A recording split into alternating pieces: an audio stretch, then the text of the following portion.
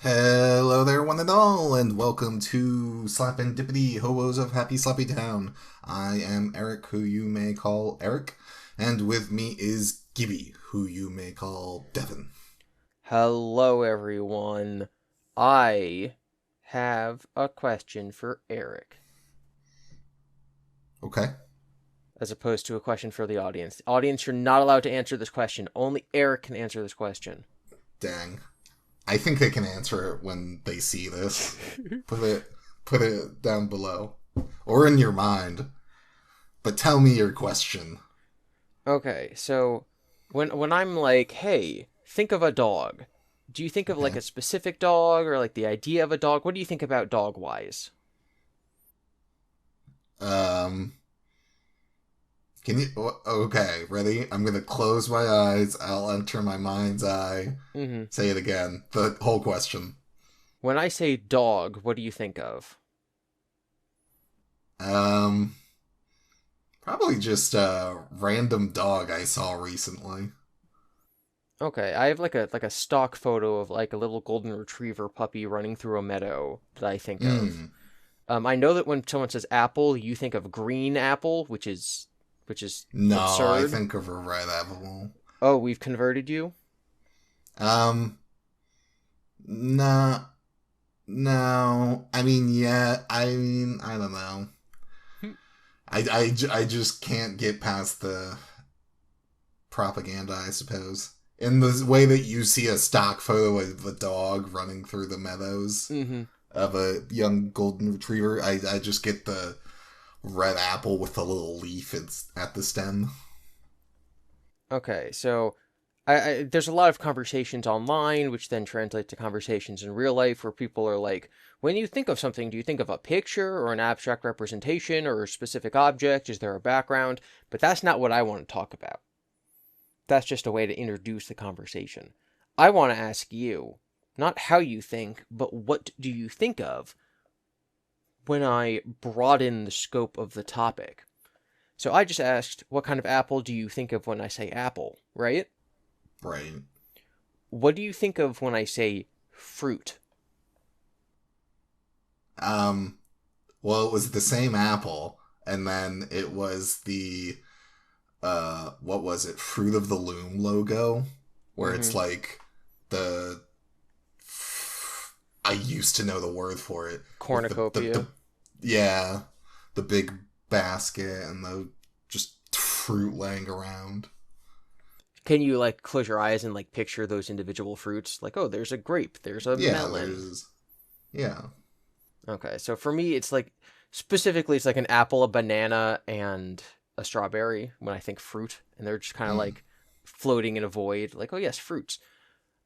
Really interesting. This is not where I was going with this, but do you know that the Fruit of the Loom logo having a cornucopia is a Mandela effect and is not real? I refuse to hear it, but yeah, I heard about that. Okay, yeah, like there has never been, and this is going to go off on another tangent. There's never been a cornucopia in the Fruit of the Loom logo. I saw someone reposting like top 5 crazy Mandela effects on Instagram, and the comments were unhinged.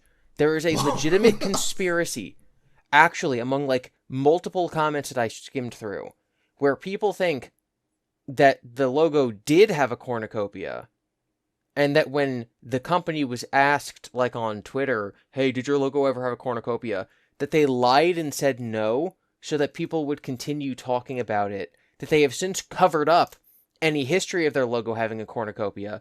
And these people thought they'd cracked the code and said, oh, the company is lying for free marketing so that people talk about their brand whenever they talk about Mandela effects. Whack. You know, I have heard of like the mafia cleaning records for tax evasions and whatnot. I have cleaning your records for the Mandela effect and free marketing. Another level, another level of commitment.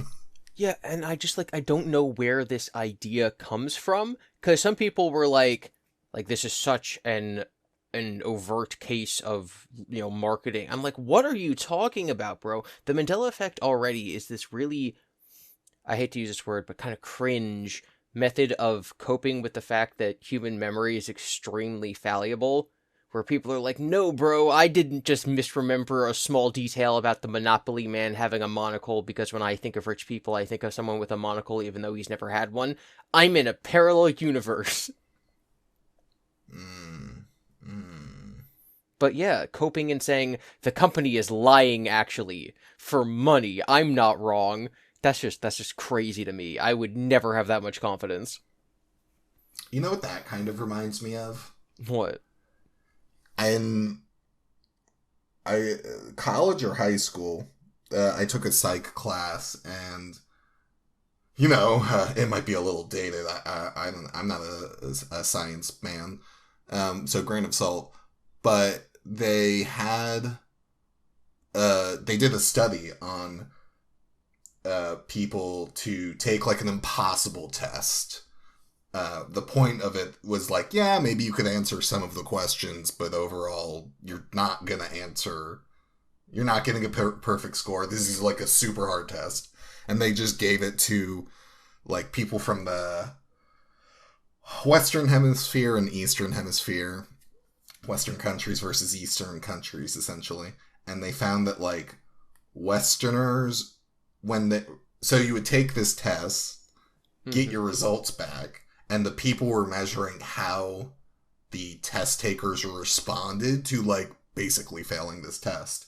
And they found that Westerners were like, oh, well, it was the test's fault I did poorly because this question was worded weirdly, actually, and, this other question, and they would just invent reasons of, like, why the fault lies with not them. And then for Easterners, they just blamed themselves and that the fault lied with them, of like, oh, I should have studied more, and like I knew that question, but I second guessed myself, and blah blah blah. So So one of them like blame the system, one of them blame themselves. Yeah.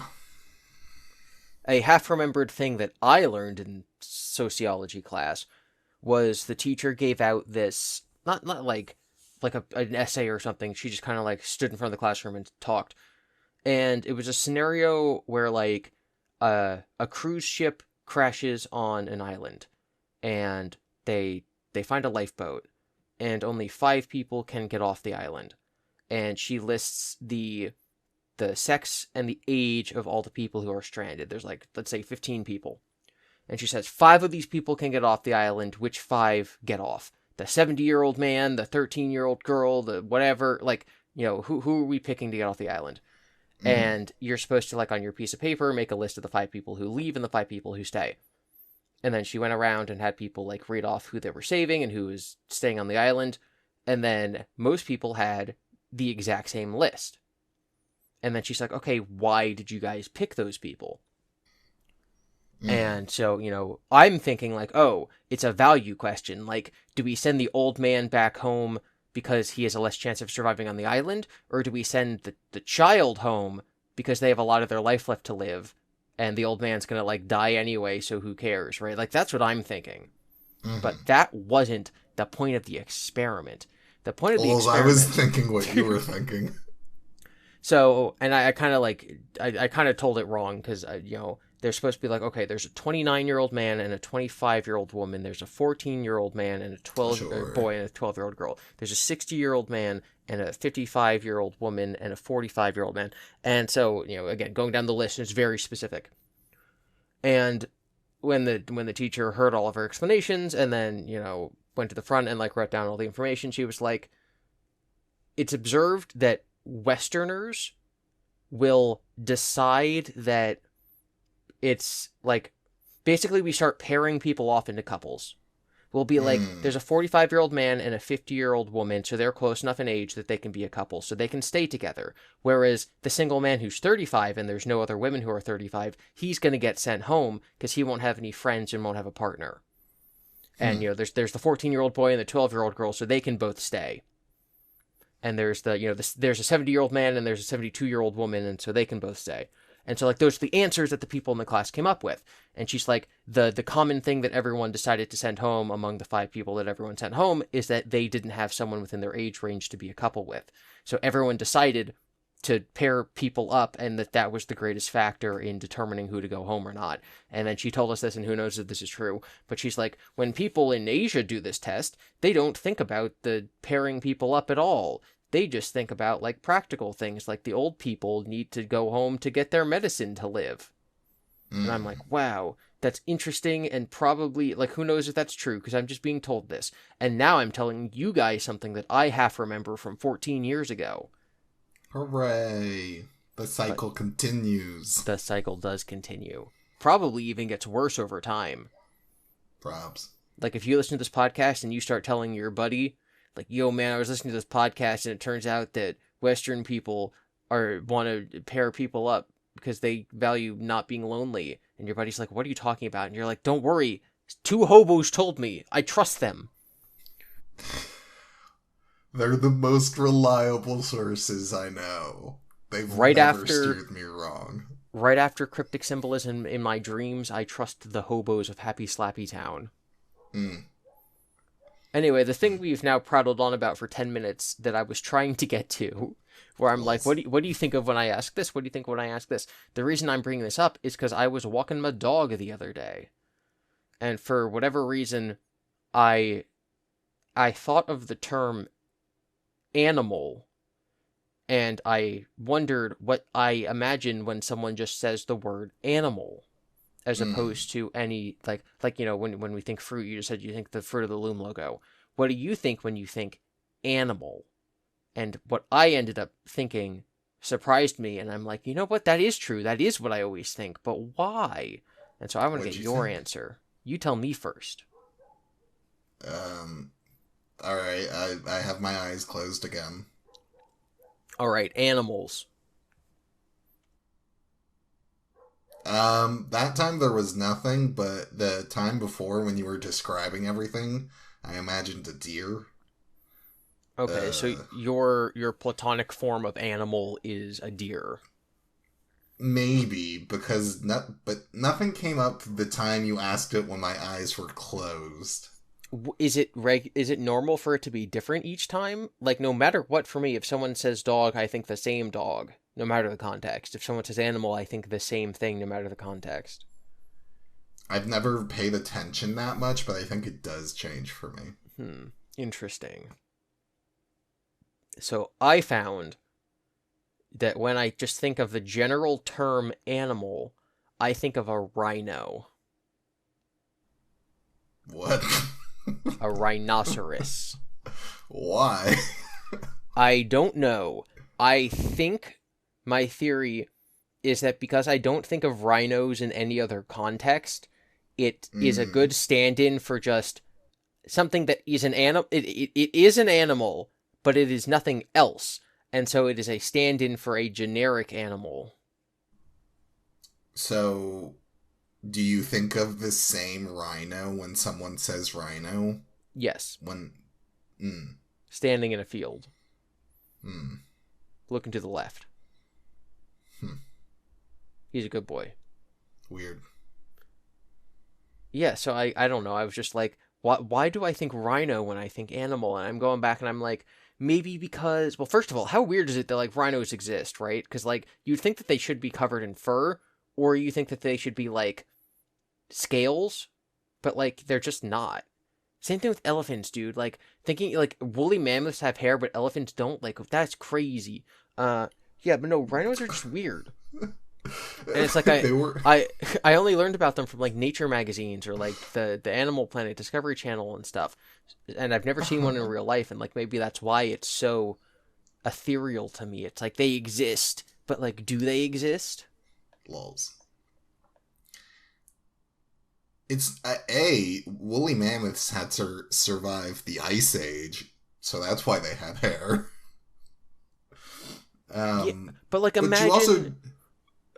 Like imagine, like, oh yes, this, just one animal just, like, lost its hair. Like, that'd be so weird if there was, like, a haired version of an animal and a non-haired version of the same animal, and it was just like that. Boy, isn't that crazy quirky. If only there was an example we could point to. Well, besides like bald cats or whatever, I can't think of anything. Are you serious? Yeah. Like Us. humans? Yeah. Like, okay, but like, there aren't other extremely normal humanoid things out there that are just humans with hair. Like, we're so different from monkeys, I think it's different.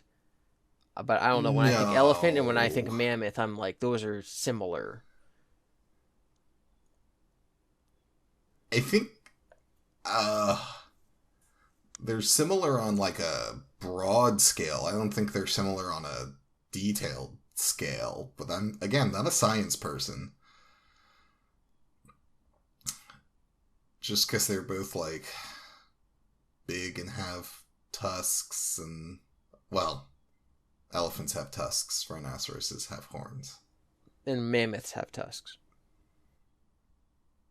Yeah, but the mammoths are dead now.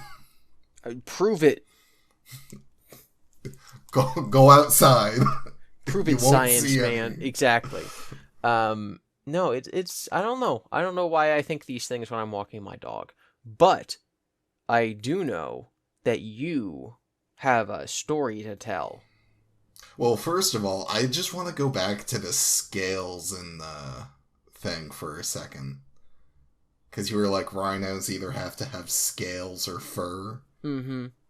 You know, like, I don't know exactly what the term would be, but like, thick skin and extra fat is also a defense mechanism.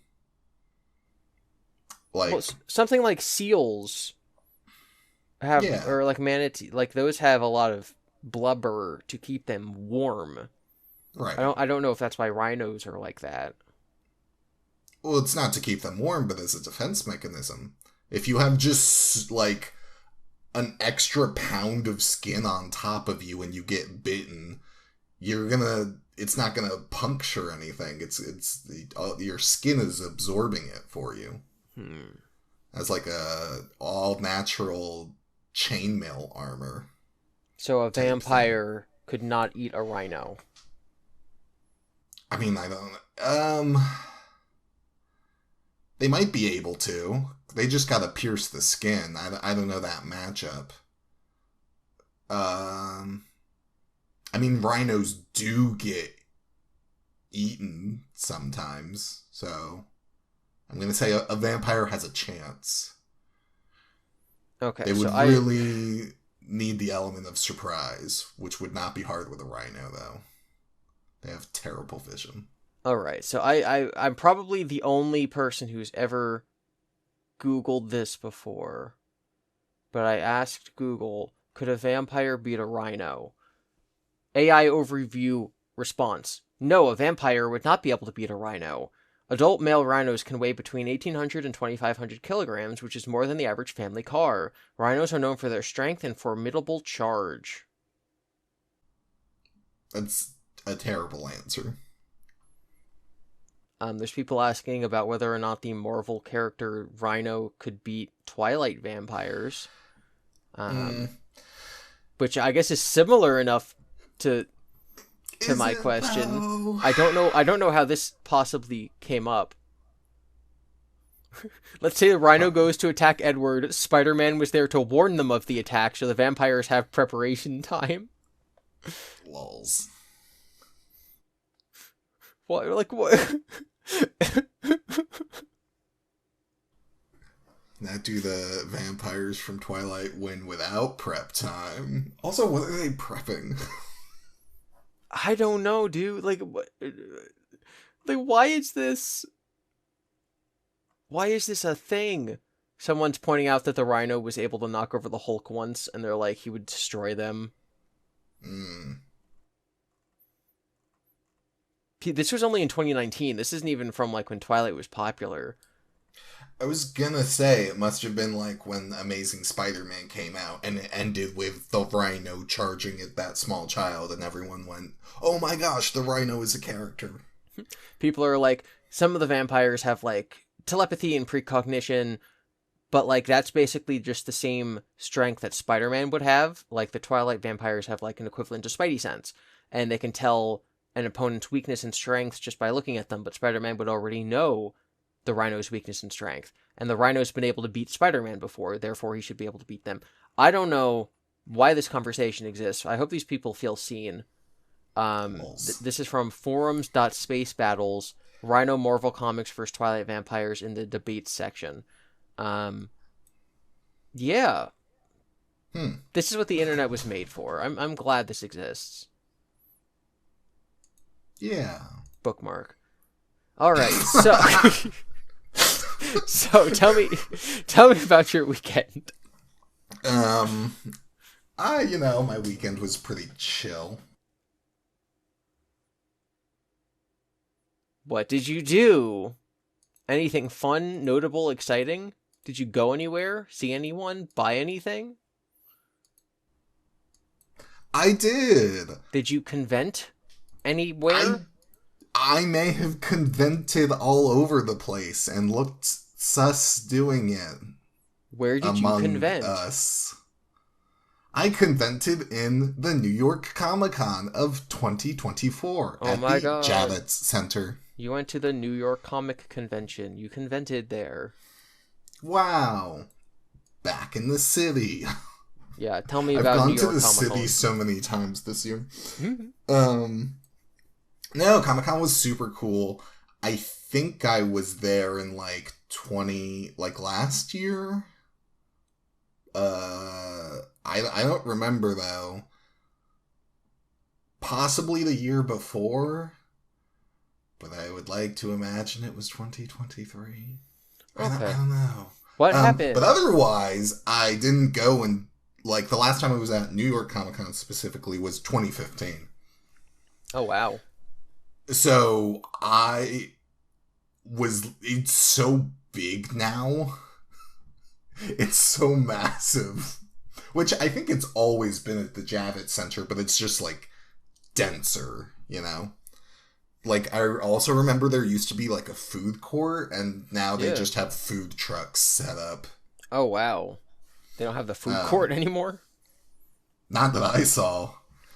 Yeah, I went for the first time, I think, in 2010. I think I went almost every year of high school. I think I went 2010, 2011, No, it would have been 2011, 2012, 2013, 2014. So I guess I went 4 times. No, did I miss a year? I'm confusion. Okay. So it must have been 2013. No, I'm not confused. I did go 4 times. 1 year, me and I think our friend George, I don't know if you were there, we went on just for Saturday, but my girlfriend was going the whole weekend and they got a hotel in New York. So on Saturday, we met up with her and her friends. And then the next day, Sunday, so me and my girlfriend taught Sunday school. So the next day, Sunday, I had to go to church and I had to teach CCD by myself because she was still at Comic-Con. That's what I'm remembering. And I did not go with you because I have no memory of any of that. So yeah, I think I only went during high school, so I guess I haven't been there in 10 years. Yeah.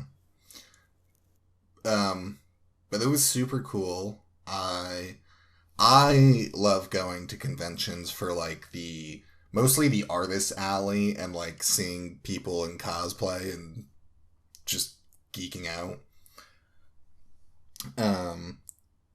It was, again, massive. The first floor we went on, technically the first floor is just the lobby, and there's just access to all of the other floors. But the first real floor we went on was I don't know what you call it exactly. It was the company artist alley side of things. It was all the booths of a Crunchyroll store, which is a popular anime distribution site, or a DC booth and a Marvel booth and stuff like that. there was a Nightmare Before Christmas booth, and it had like it had four walls and a floor separate to itself. And you would like walk in and it was just like themed entirely in Nightmare Before Christmas. And I was like, wow, amazing. So it was very cool. Again, very massive. There was just such much. And you want to hear the funny thing about me going to Comic-Con? What's the funny thing? I did not plan on going to Comic-Con. Someone I knew had an extra ticket, so I paid for that, and then I activated it with my account and everything, and like a week or two before this, I went through my mom's comic collection to be like, because she like wants to get rid of it, and is like, I don't know what's valuable and what's not. So I made a whole Excel spreadsheet and everything.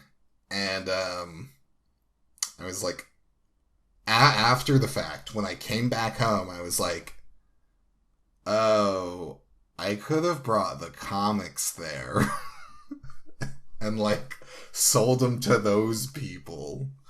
Like sold them to the vendors? Yeah, there were at least 3 different comic vendors being like, we buy, sell, trade, and grade. Mm-hmm. We'll just find out where their stores are. Oh, they're probably in the city or something. But yeah. Our LGS had a booth at Comic-Con one year. And I doubt they would have this year.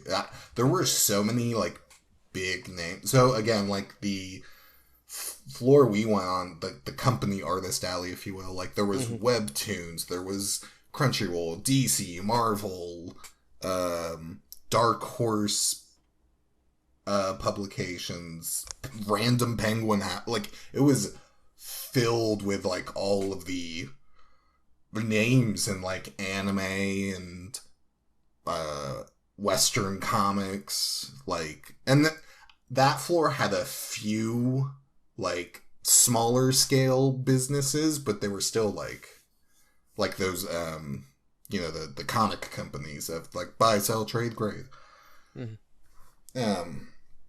But yeah, it was just so wild, and they you got access to like things earlier for free. There were, you know, a bunch of card shops where you know, here's our hit new game, and you know, you can buy the special pre-constructed deck for, you know, $10 only at Comic-Con. Did you stuff meet like that. anyone famous? No, because if you might have picked up on it earlier, I kind of don't care about that. You didn't stop at any artist booth. You didn't see an actor walking around. I got a text from one of my employees, one of our friends, who was just like, I just met, and then she names an actor from The Walking Dead. I'm like, that's so cool. When I was there, I met Christopher Lloyd from Back to the Future. Nice. But you didn't see anyone famous? I shouldn't say anyone, but I'll get to that separately. Okay. But I had no intentions of, like, going to a panel or going to an autograph signing. Like, Mads Mikkelsen was there. Yeah. Okay, great. The voice acting cast for Baldur's Gate 3, some of them were there. Those were the ones that I paid attention to. But I was not gonna, like, wait in line for, like, an hour to get an autograph of any of those people when I could spend that hour walking around Artist Alley. Or somewhere else. Mostly Artist Alley, though. That's an interesting take, I guess. Because I also like people watching and stuff, as, you know, I've brought up a few times throughout this podcast. And Comic-Con offers good people watching and artists. Did you see any cool cosplays? I did. I took a photo of one based on the Zelda Tears of the Kingdom. So spoilers for that, because it was a woman dressed up as Zelda, and then she handmade like a plush, vaguely animatronic, like a super realistic dragon puppet. Oh wow! Like the Of, dragon from Tears of the Kingdom. yeah. Wow. So that was very cool. Which I felt so bad. She was talking to someone else, and I was waiting for, her to speak to her, and her friend just stepped aside, and I was like, oh, I've been there. So I went up to her friend, and I was like, can I get your picture? And she was like, yeah, sure. You mean that you've like been with people in costume, and they get asked for pictures, and you don't? Yeah, while I was also in costume. No. Okay, but was the person you were with like a girl? Yes. Makes sense. I mean, it makes sense, but it still is like, oh man. There was also like, from the video game Hades, there was a group of them that got together and people took pictures of. And, there's always the super detailed Batman or Iron Man that are just, ridiculous. But you didn't, there were no like, oh, my favorite, so like one of my favorite YouTubers was there and they were doing meet and greets. There was no one that like you liked from YouTube who was there or anything like that? Content creator doing meetups at New York Comic Con? I walked past people on YouTube, and I was like, where do I know them from? Why am I recognizing these faces? And there was two of them. There were a couple, and one walked by, and then the other walked by, and I like them being paired together unlocked it in my mind, and I was like, oh my gosh, it's them. I'm not gonna approach them. They looked like they were trying to go somewhere, and I don't care that much. It would have been cool to be like, hi, I watch your videos sometimes, but Well, no, you should have said that. I mean, would it have been nice for them? I imagine so, because that's how I feel. Yeah, if someone if someone had gone up to you at Comic-Con and been like, OMG, are you Eric from Hobos of Happy Slappy Town? What would you I would have been like, who are you? Get away from me. How do you know my name? You're Eric the Eric. People will unironically at some point in your life start calling you Eric the Eric because that's how you're introduced on the show. Oh, no. Tell me about Georgia. LOL. The only other person I took a photo of, and part of it was like, I was kind of like in a rush and a little flustered in the first half, so I just wasn't thinking about photos, because I also got separated from the group I went to, and I was like, oh, I don't really get service here, but like, I don't know if I don't feel the need to stick together because we're all adults, but they, might want to know, we might want to know where we are in relation to each other and like have let's meet back at this spot at 2 hours. But so in the second half I started taking photos, and I was like, dang, I should have taken more. But so I bought no, did I not? I didn't buy a comic from this one shop in Artist Alley, but they looked super cool, but I just could not carry anything else. So I asked the woman who was talking to me about like the publication and the comics, and I was like, can I get your picture? And she was like, what? And I was like, yeah, is that cool? And she was like, well, sure, I guess so. No one's ever asked for my picture. So I took 3 pictures of her just because I was doing just hit the button. And you can just like see her, like the smile get wider. And I'm like, aww. And she was like, why do you want my picture? And I was like, honestly, I'm kind of doing it so I remember the name of your booth and the setup and what comics I was interested in. But also you have a cool vibe. She was like, wow. That's the riz you gotta bring to speed dating on Saturday, Eric. I don't think that'll go over as well. Sit down next to the table. OMG, can I have a picture of you? I want to remember you. I want to remember the layout of the coffee store. Lols. Just do that with everyone. Be like, OMG, before we start talking, can I take a selfie with us together? Wouldn't it be so cute? Like, if we get married, wouldn't it be so cute if we had this picture? Lols. For anyone interested, the publication is Distillery, spelt Dstlery. And they're like an artist-owned publication.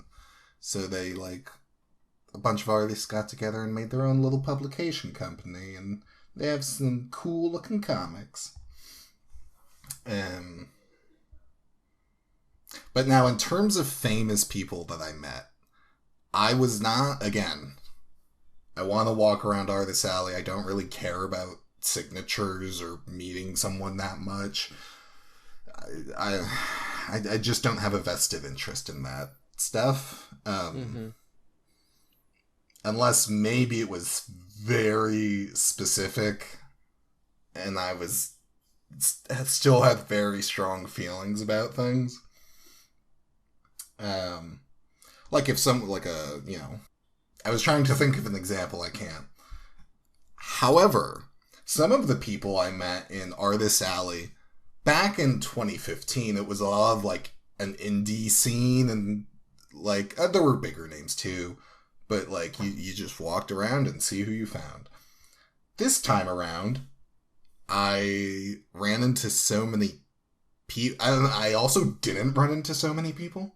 But hey, Devon, speaking of me being known as that Georgia guy, or referenced, remember the comic 8 Billion Genies? I do remember the comic 8 Billion Genies.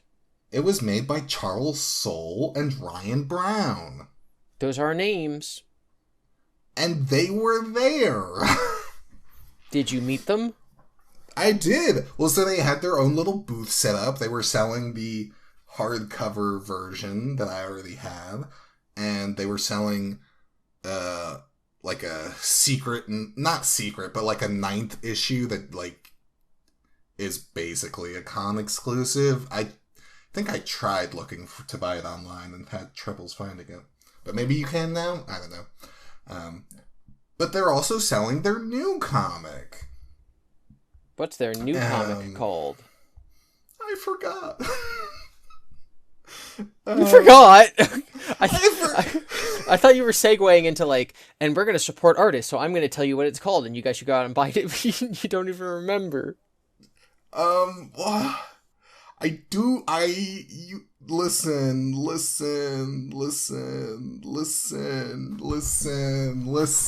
Hang on. Oh, lordy.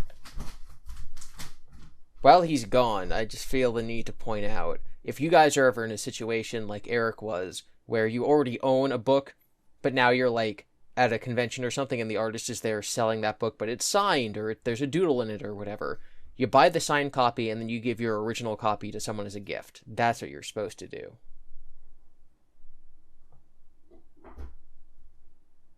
I don't know where he is. I also, my wish, if I had a genie, would be for Eric to come back. Ready? Let's lend him our strength. Let's all raise our hands and give power to Eric and say, Eric, we want you to come back and we want you to have the book with you. Okay? 3, 2, 1. And now he will defeat Majin Buu for us. I'm running out of things to say. I like watching the movie that I watched with Eric last week. We watched Texas Chainsaw Massacre. It was not a good movie. We also watched Smile. It was a good movie. I then watched Smile 2 when it came to theaters, and it was a very not good movie. It was a disappointing sequel. What did you think of Smile 2? Audience, leave an answer in the comments or email us at slapendipity@gmail.com. I heard your wish. It's called The Lucky Devils. I was about to say, I think Eric may be dead.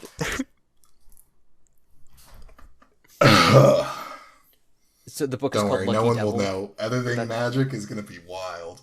Oh my gosh. Yes, it's called The Lucky Devils by Charles Soule and Ryan Brown, from the creators of 8 Billion Genies. What's it about? So you know how there's that, like, metaphor or whatever about the devils on your shoulder? Yes. What if that was real? Well, going back to what I was just talking about, in the movie Smile 2, Too Many Smiles, one of the characters has a tattoo of a devil whispering into one of their ears, and it's symbolism of that thing you just said.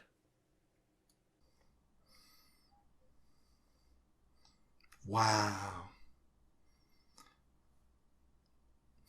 But yeah, it follows the story of 2 devils and 2 humans, where the devils are trying to take these pretty good people and make them the most influential people. As per the back of the comic, more or less. So, what were the circumstances of you actually meeting them? Like a booth? You walk up, you wait line for a booth? Yeah, no. So, Artist Alley, everyone gets a little table, and you can pay more for more table. A booth, you might say. You might call that table a booth. Yes, interesting. And you have a little, cloth and whatever, and you just have your product on it, and you just sit there and wait for someone to come up to you and sell things too. So, and behind them, right, so table, the person sitting in the chair, more or less, and then like a little banner, essentially, that's like, their name, or like their most popular book, or like a display of their most recognizable art, whatever it is, depending on the artist. So for these 2, they had like 8 billion genies, like from the creators of, and I was like, oh my gosh, I didn't even know they were gonna be here. So I walked up to them, and no one was there. And I was like, hi. And they were like, hi. And I was like, wow, I read your book. It made me very emotional. And they were like, oh, in a good way? And I was like, yeah, in a good way. That scene, that issue 4, man, and I was, that was pretty rough. And he was like, yeah, I can't believe he made me draw that stuff. It's like, yeah. So then we just like talked and like, like, here's what we're selling. We're working on this. We have a few more issues of it. We have this special version of it. Stuff like that. They were very nice, very cool. Just lovely people. Yeah. And so then I bought The Lucky Devil and the special, it's a preview edition, as I said before. Like, sometimes people sell things, and it's the early edition. And then it's also foil, because, the magpie gene likes shiny. And I also got the, like, issue 9 of 8 Billion Genies, which is 8 Billion Genies Wish World, where it's the same universe, same story and everything. It's just following a different cast for a hot second, just to see what it would be like if you weren't the main cast of the story. Well, Rosencrantz and Guildenstern are genie. Is that the book? But Probs. I haven't read it. Okay. Do you think Mm-hmm. that Sometimes. when sometimes it's about an apple, sometimes it's about a rhino. So like these guys sitting at their booth selling their books. Yeah. How many people do you think actually went up to them and were like, "I've heard of you. I read your book and it was emotional to me." I have no idea. I can very easily see people doing that because I did that, and so like, yeah, it makes like you approach someone because like either your work looks interesting to me or I've already read your work. Like if that was me, I'd be like, we can try to sell, like we're trying to attract new people as customers to buy our thing. I don't know if I would assume that people would come up and have already read it. I guess I also just don't know how famous this graphic novel is. But I don't know. Did they seem surprised? Um. Uh. Well, he did call me a super fan. To like, because one of them was more busy. I'm not sure doing what. But just drawing or writing something or whatever. So when the one I was talking to like turned, he was like, "Hey, check it out! This guy's a super fan of ours. He he didn't like issue 4 either." What? Because that's the issue with the children. Oh yeah. So like, I shrug. I guess they were surprised. I don't know. Well, as I was talking to them and like figuring out like what I wanted to buy from them and stuff, someone else did approach and was like, "Oh my gosh, hello," and I've read your work and blah blah blah and similar things that I said. Well, So that's nice. I don't know. Yeah, it was cool. It was fun. It was the first time, I think, mostly because I haven't been to conventions like that, where I was like, "Hey, you're the thing. Like you're the guy. I know who you are." But yeah, so I bought. I received 12 comics, maybe 13, total from that convention. And about 4 or 5 of them were given to me for free as just like a kind of like a drug dealer's approach of like, first one's on us.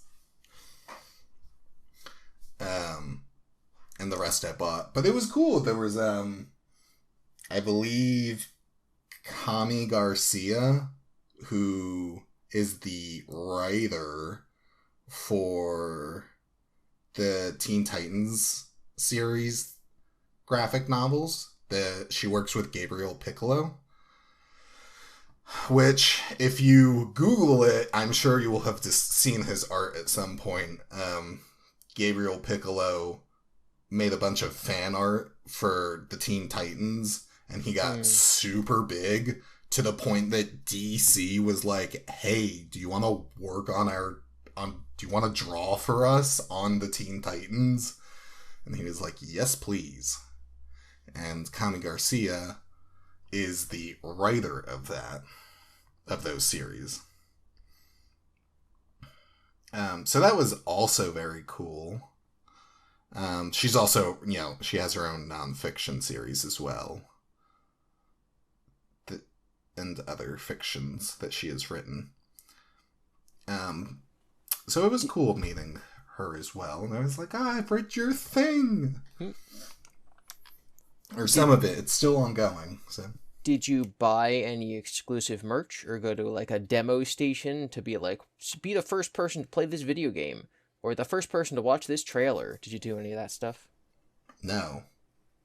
Because I could miss out on the artist alley. Oh my god. I'm Eric and I don't care about famous people. Also, Eric, I decided to do nothing besides talk to artists instead of experiencing other things. Eric. Well, I walked on to the 3rd floor where they had cosplays, photographers, things, and I didn't care about that. then, and I turned around. I don't know if they really had a section for, like, video games, or I didn't see it, at least. Of like, try our new game. There were some, like, card game booths where they were doing that.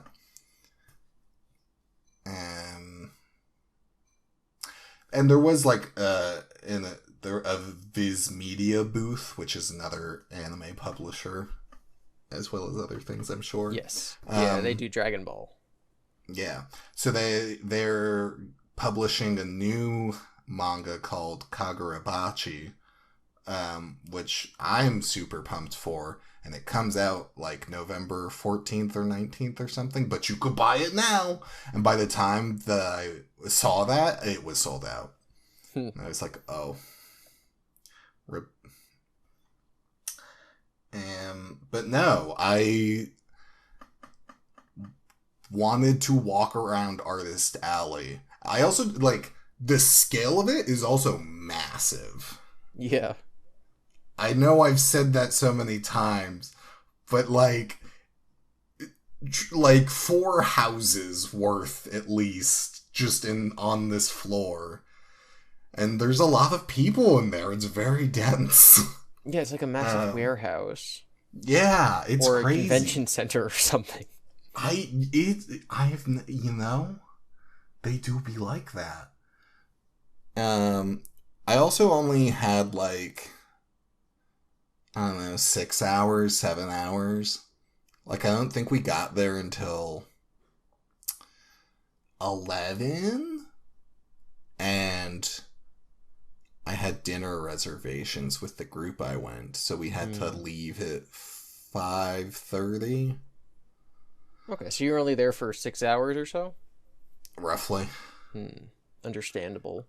And I was like, the biggest thing to me is, like, I'm not gonna stand in a line for an hour when my time is limited. I'm only here for one day. And, like, I could be, like, doing other things. Even just walking around is more valuable to me to spend with my time. And, like, some of the artists that were there, I would say are famous, but, like, they're the artists of older things, so they aren't as famous as they could be. So, like, as I brought up earlier, I was going through my mom's comics a few weeks ago, and I could have sold them here. I noticed one of the random little booths in Artist Alley was a guy who drew the art for one of the Wolverine comics back in, like, I don't know, the 60s or something. Do you remember his name? I do not. Bruh. I did not stop at his booth. I just went, same comic. But also I didn't know what I was, like, hi, I know that comic art because I just went through my mom's collection. Have a nice day. Oh my god. So, like, and there was also the artist of the Animaniacs, the popular TV show, which, like, he's not famous, but he kind of is. Yeah, like, that's the kind of person you should talk to. Well, I talked to Charles Soule and Ryan Brown. Okay. I also liked just wandering around and, like, seeing what I stumble upon.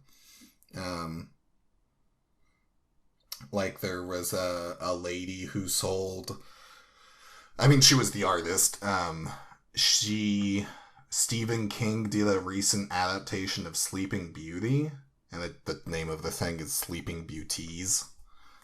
And she was just, like, very proud of it, and she also worked on Hellboy on, like, a, comic thing, and I don't know, like, I think part of it is, like, comics get so many, like, one-offs and spin-offs and all these things that, like,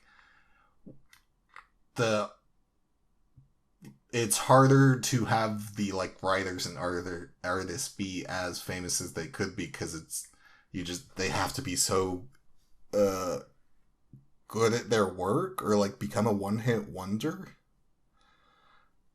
I don't know. I'm not entirely like the amount of fame and notoriety a celebrity that does like acting versus like the artist or a writer of a comic or a show is just so, there's such a gap, you know?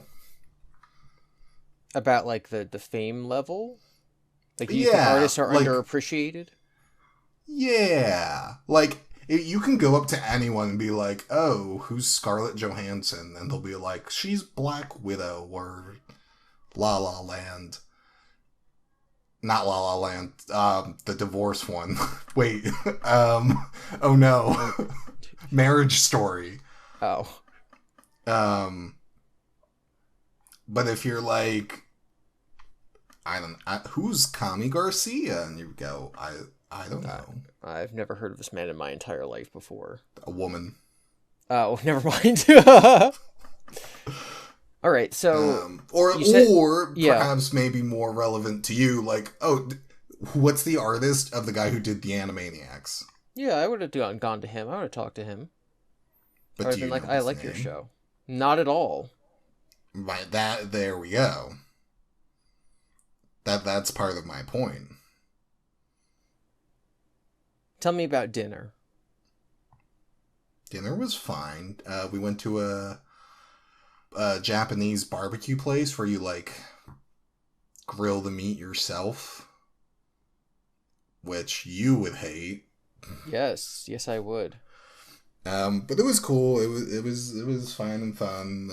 We had to go to Times Square for it though, which I'm not a fan of. But that's okay. It was still good. But yeah, your waiter comes around and brings you just a pile of meat or whatever you order. They have like veggie options and fish and stuff. We went for meat mostly. And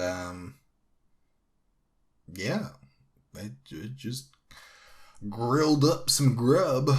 And after like 2.5 hours, we left and took the train back to Jersey, which was its own little thing. We ran into a situation where they have elevators in the subway systems and stuff for like handicapped people mostly.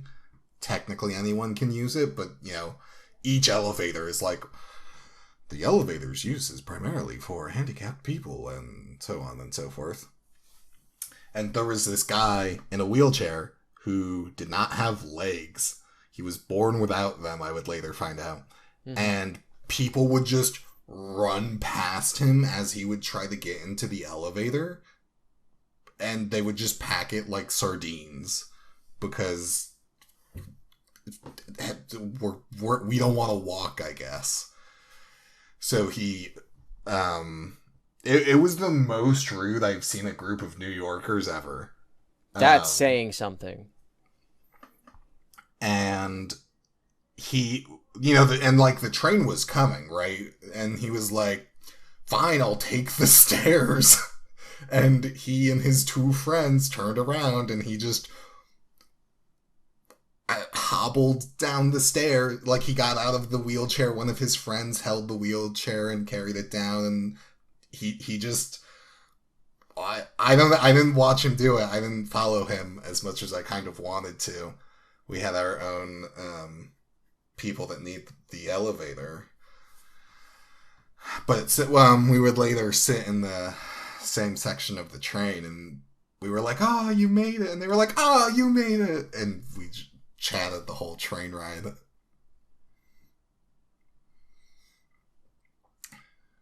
Yeah, good day overall. Very long, but good day. Did you con any comics on Saturday? I didn't con any comics on Saturday. I was at work on Saturday. Wow. At least you Eat a move. Movie. What? Oh, yeah, eat a Movie. move. Yeah, I was talking about this earlier when you were trying to find the comic book, but I watched Smile 2. It was not Yeah. good. I heard, and that's disappointing. Who'd you heard it from? You. When did I talk about just, it? Just when you... A little bit ago when I was looking for the comic. Oh, that I have sucks. headphones in. That sucks. You thought you were slick? You thought I wouldn't find out? I thought you were still looking for your comic. You didn't stop me. Yeah, my headphones are Bluetooth. So I just left them on. And I heard everything you said. Well, do you have any other... I only remember partially. Any other questions, comments, concerns? I'm going to keep saying that now because you said it reminded you of elementary school. Do you have any other questions, comments, I said concerns? 8th grade, same thing. About that is New York elementary Comic-Con? School stops at 4th grade. New York Comic-Con? I mean, is there anything else you want to know? I did not meet anyone super famous in that way. I did not stick around for cosplays in their own floor. I only took a few pictures. I ate a Cliff's Bar white chocolate macadamia nut as my lunch, basically. I drank like 3 bottles of water or something. Provided like 3 bottles of water to others in my group with liquid IV. What? What? You liquid IV? Unless you're talking about like a hospital bag, I don't know what that is. It's you know how you can buy powders and it's like, just have a bottle of fresh water and then put our powder in and you can have lemonade. Right? And you shake it up. So this is like a liquid IV is like here's a little packet, you put our powder in a bottle of water and it is filled with like electrolytes and all that other good stuff. It kind of like Gatorade.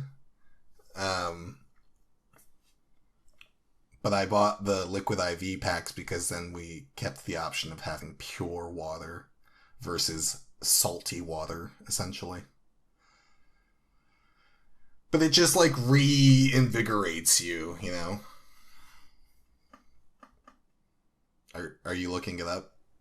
No, like I'm familiar with the concept, I guess. I just it just sounded very like new agey, weird. Like, oh yes, liquid IV as opposed to like just drinking Gatorade. Lols. A little bit. I did not know about it until like a few years ago when I went to Disney World the first time, and the person I went with was like, "You need to drink this," and I was like, "Why does this taste like bad?" And she was like, "Well, here," and she explained it to me.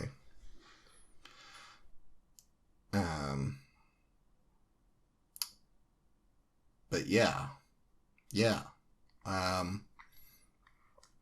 And I now have even more comics and books to read. My backlog is so big. Do you think you'll be able to read those before next episode of Slapendipity, Hobos of Happy Slappy Town? No way. Not possible. Okay, I guess not we're even close. Okay, I guess we won't be able to talk about that next time, but we will be able to talk about the most exciting thing coming up in our lives. Our speed date. Not with each other, but like we're both going. Could you imagine? Wouldn't that be weird? Yeah, you'd have to knock me over the head with a hammer so I don't remember who you are. It's pretty extreme. I would not be inducing head trauma to you. That's a load off my back. Think? Okay. Well, I think we got to cut it here because I actually have to go to a dentist appointment. It's been an hour. This is too long. Like, if this podcast were a line, Eric would not have stood in it. And that's very true. There are other things to do, and there are teeth to clean. All right. Well, I'm gonna go clean my teeth. I'm gonna go read. I'm gonna go drink salt or whatever you were saying. And I hope all of you guys have a good day. Watch out for ticks. 'Tis the season. But enjoy the new season. That's your seasonal PSA, yeah.